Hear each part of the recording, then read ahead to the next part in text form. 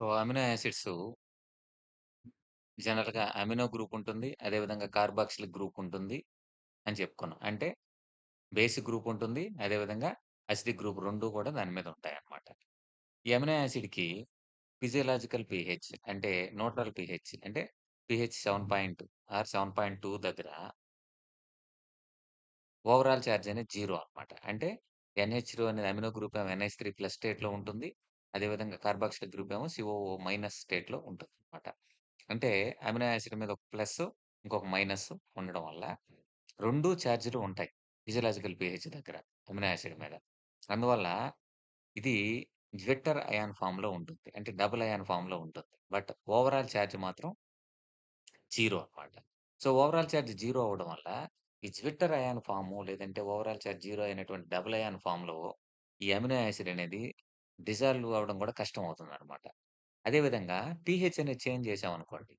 అంటే అసిడిక్ పీహెచ్‌కి తీసుకొచ్చామనుకోండి. అంటే physiological pH నుంచి పీహెచ్ తగ్గించుకుంటూ వచ్చామనుకోండి. అంటే పీహెచ్ 6, 5, 4, 2, 1 అలా వచ్చామనుకోండి. అప్పుడేమవుద్ది? పీహెచ్ అనేది తగ్గుతుంది. అంటే H+ కాన్సంట్రేషన్ పెరుగుతుంది కాబట్టి, అప్పుడు H+ అన్నీ గూడా మైనస్ ఎక్కడుందో అక్కడ పోయి అటాచ్ అయిపోతాయన్నమాట. అంటే ఎక్కడ మైనస్ ఉంది? COO- మీద మైనస్ సిఓ మీద. అందుకని H+ అయాన్స్ అన్నీ కూడా దీనికి అంటుకుంటాయి. అప్పుడు పీహెచ్ తగ్గడం వల్ల ఏమవుతుందంటే, ఈ సిఓఓ- అంతా కూడా సిఓఓహెచ్‌కి మారిపోతుంది. బట్ NH3+ మాత్రం అలాగే ఉంటుంది. ఎందుకంటే అక్కడ మైనస్ కాకుండా ప్లస్ ఉంది కాబట్టి H+ అయాన్స్ అక్కడికి వెళ్ళవు. అందుకని లో పీహెచ్ దగ్గర అంటే పీహెచ్ 1 దగ్గర అమినో యాసిడ్‌కి పాజిటివ్ చార్జ్ అనేదొస్తుంది. ఓవరాల్ చార్జ్ ఏమొస్తుంది? Positive. Any amino acid at low pH it has positive charge. ప్రతి అమినో యాసిడ్‌కి తక్కువ పీహెచ్ దగ్గర, లో పీహెచ్ దగ్గర అంటే అసిడిక్ పీహెచ్‌లో పాజిటివ్ చార్జ్ అనేది ఉంటుందనమాట. అదే మనం పీహెచ్‌ని ఇంక్రీజ్ చేస్తూ వెళ్ళామనుకోండి. అంటే పీహెచ్ 7 నుంచి పెంచుకుంటూ అంటే పీహెచ్ 8, 9, 10 అంటే బేసిక్ పీహెచ్. అంటే బేస్ వైపు వెళ్ళామనుకోండి. అప్పుడేమవుద్ది? OH- అయాన్స్ ఎక్కువుంటాయి. ఆల్రెడీ OH- అంటే మైనస్ గదా! ఇక్కడ ఆల్రెడీ COO- మీద మైనస్ ఉంది కాబట్టి దాని దగ్గరకి వెళ్ళం. ఎక్కడైతే ప్లస్ ఉందో దాని దగ్గరికెళ్ళి ఇక్కడి నుంచి H+ అయాన్స్ అన్ని లాగేస్తాయన్నమాట అవి. అందువల్ల అమినో గ్రూప్ అనేది NH3+ స్టేట్ నుండి NH2కొచ్చేస్తుంది హై పీహెచ్ దగ్గర. బట్ COO- మాత్రం అలాగే ఉంటుంది. సో, హై పీహెచ్ దగ్గర అమినో యాసిడ్‌కి ఏ చార్జ్ ఉంటుందంటే నెగెటివ్ చార్జ్ అనేది ఉంటుందన్నమాట.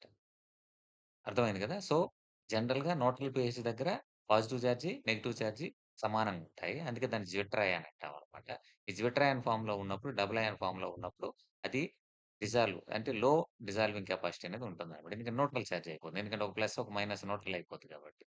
అదే పీహెచ్ తగ్గించామనుకోండి, ఓవరాల్ చార్జ్ అనేది ఏమవుతుంది? పాజిటివ్ అయిపోద్ది. ఎందుకనంటే పీహెచ్ తగ్గిందంటే లో పీహెచ్ అంటే H+ అయాన్స్ ఎక్కువుంటాయి. అవి COO- అటాక్ చేసి దాన్ని COOHగా మార్చేస్తాయి. అందుకని ఓవరాల్ చార్జ్ పాజిటివ్ వస్తుంది.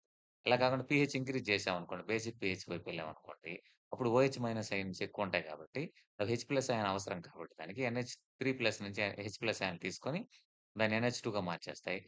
COO- మాత్రం అలాగే ఉండిపోద్దనమాట. సో, హై పీహెచ్ దగ్గర అమినో యాసిడ్‌కి ఏమొస్తుంది? నెగెటివ్ చార్జ్ వస్తుందనమాట. So, overall charge on the molecule అదెప్పుడు హై పీహెచ్ దగ్గర negative. So, amino acids are amphoteric molecules. Amphoteric molecules అంటే ఏంటంటే, అమినో యాసిడ్స్ ఒక్కోసారి H+ అయాన్స్ ఇస్తాయి. ఒక్కోసారి OH- అయాన్ నుంచి తీసుకోవడం. రెండిటిని యాక్సెప్ట్ చేస్తాయన్నమాట. So, for example H+ ions ఎక్కువున్నాయనుకోండి. అప్పుడు ఇదేం చేస్తుంది? COO- అనేది H+ని తీసుకొని ఓవరాల్ చార్జ్ పాజిటివ్‌గా మారిపోతుంది. అలా గాకుండా OH- ఎక్కువున్నాయనుకోండి. ఆ OH- అయాన్స్ ఎక్కువున్నప్పుడు NH3+లోని H+ అయాన్ ఇచ్చి అది COO- నెగెటివ్ చార్జ్‌గా మారిపోతుంది. అంటే ఇది H+ అయాన్స్‌తోని ఇంటరాక్ట్ అవుతుంది. OH- అయాన్స్‌తోను ఇంటరాక్ట్ అవుతుంది. అలా ఇంటరాక్ట్ అయ్యే కెపాసిటీ ఉండేటువంటి ఆ మాలిక్యూల్‌ని ఏమంటామంటే యాంపోటెరిక్ మాలిక్యూల్ అంటామనమాట. So, amino acids are amphoteric molecules. లేకపోతే యాంప్రోటిక్ మాలిక్యూల్స్ అని కూడా అంటారు. లేకపోతే యాంపోటెరిక్ మాలిక్యూల్స్ అంటామనమాట. So, a molecule that can both accept and donate protons is called amphoteric molecule. ఇక్కడేమో ప్రోటాన్ యాక్సెప్ట్ చేస్తది లో పీహెచ్ దగ్గర. హై పీహెచ్ దగ్గరేమో ప్రోటాన్‌ని డొనేట్ చేస్తది. అంటే ప్రోటాన్ అంటే H+ అయానే. అందువల్ల దీన్నేమంటామంటే యాంఫిప్రోటిక్ మాలిక్యూల్స్ అంటాం. Since the carboxyl group is able to lose proton and the amino group is able to accept proton and amino acid can act as both acid and base. So, proton accept చేస్తే దాన్నేమంటాం? Acid అంటాం. అదే విధంగా proton donate చేసిందనుకో దాన్ని acid అంటాం. Proton accept చేస్తే దాన్ని base అంటామనమాట. So, ఈ విధంగా అమినో యాసిడ్, ప్రోటాన్‌ని యాక్సెప్ట్ చేయగలదు. అదేవిధంగా ప్రోటాన్ డొనేట్ చేయగలదు. అందువల్ల ఇది యాసిడ్, బేస్‌గా కూడా యాక్ట్ చేస్తుందనమాట. A substance that can act as either an acid or base is called amphoteric molecules. So, proton accept చేసినా, ప్రోటాన్‌ని డొనేట్ చేసినా దాన్ని యాంఫిడెరిక్ మాలిక్యూల్ అంటాం. అదేవిధంగా ఇంకో టర్మ్‌లో చెప్పాలంటే ప్రోటాన్‌ని యాక్సెప్ట్ చే అంటే యాసిడ్‌గా యాక్ట్ చేయగలుగుతుంది. అదేవిధంగా బేస్‌గా కూడా యాక్ట్ చేయగలుగుతుంది. కాబట్టి దాన్నేమంటాం మనం యాంఫోటెరిక్ మాలిక్యూల్ అంటాం. Thus amino acids are also amphoteric in nature. Amino acids అనేటివి యాంఫోటెరిక్ నేచర్‌లో ఉంటాయన్నమాట. యాంఫోటెరిక్ అంటే ఏంటి? ప్రోటాన్‌ని ఇవ్వగలదు. అదేవిధంగా ప్రోటాన్‌ని తీసుకోగలదు. బట్ ఇది ఎక్కడ కండిషన్ బట్టి మారుతూ ఉంటదన్నమాట. ఫర్ ఎగ్జాంపుల్ లో పీహెచ్‌కెళ్ళామనుకోండి ప్రోటాన్ తీసుకుంటుంది. హై పీహెచ్‌కెళ్ళామనుకోండి ప్రోటాన్‌ని డొనేట్ చేస్తదన్నమాట. సో, ఇది ప్రోటాన్‌ని యాక్సెప్ట్ చేయగలదు. ప్రోటాన్‌ని డొనేట్ చేయగలదు. ప్రోటాన్‌ని ఎందుకు యాక్సెప్ట్ చేయగలదంటే కార్బాక్సిల్ గ్రూప్ ఉన్నవాళ్ళు. లో పీహెచ్ దగ్గర. ప్రోటాన్ ఎలా డొనేట్ చేయగలదు? అమినో గ్రూప్ NH3+ గ్రూప్ ఉన్నోళ్ళు హై పీహెచ్ దగ్గర. సో, ఈ విధంగా ప్రోటాన్‌ని యాక్సెప్ట్ చేసి మళ్ళా డొనేట్ చేసే కెపాసిటీ దీనికుంది కాబట్టి దీన్ని ఆంఫోటెరిక్ మాలిక్యూల్స్ అంటాం. ఫర్ ఎగ్జాంపుల్ ఇక్కడ తీసుకున్నామనుకోండి NH3+ CO- న్యూట్రల్ pH దగ్గర. సో, ఇక్కడ పీహెచ్ తగ్గించామనుకోండి H+ అయాన్స్ అనేటివి ఏముంది COO- అటాక్ చేసి దాన్ని COOHగా మార్చేస్తే NH3+ అనేది ఇంటాక్ట్‌గా ఉంటుంది. అందుకని ఓవరాల్‌గా పాజిటివ్ చార్జ్ అనేది వస్తుంది. అదే విధంగా పీహెచ్ పెంచామనుకోండి. అప్పుడు OH- అయాన్స్‌కి ఇక్కడ NH3+ అయాన్స్ అనేటివి ప్రోటాన్‌ని రిలీజ్ చేసేస్తాయి. అందువల్ల దానికి చార్జ్ ఉండదు.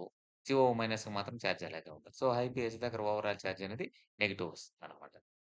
సో, ఈ విధంగా ఒక అమినో యాసిడ్ కండిషన్స్‌ని బట్టి, ఎన్విరాన్మెంట్‌ని బట్టి అదేం చేస్తుంది యాసిడ్‌గా యాక్ట్ చేయగలదు. అదేవిధంగా బేస్‌గా కూడా యాక్ట్ చేయగలదనమాట. అందువల్ల దాన్నేమంటామంటే యాంఫోటెరిక్ మాలిక్యూల్ అంటామనమాట.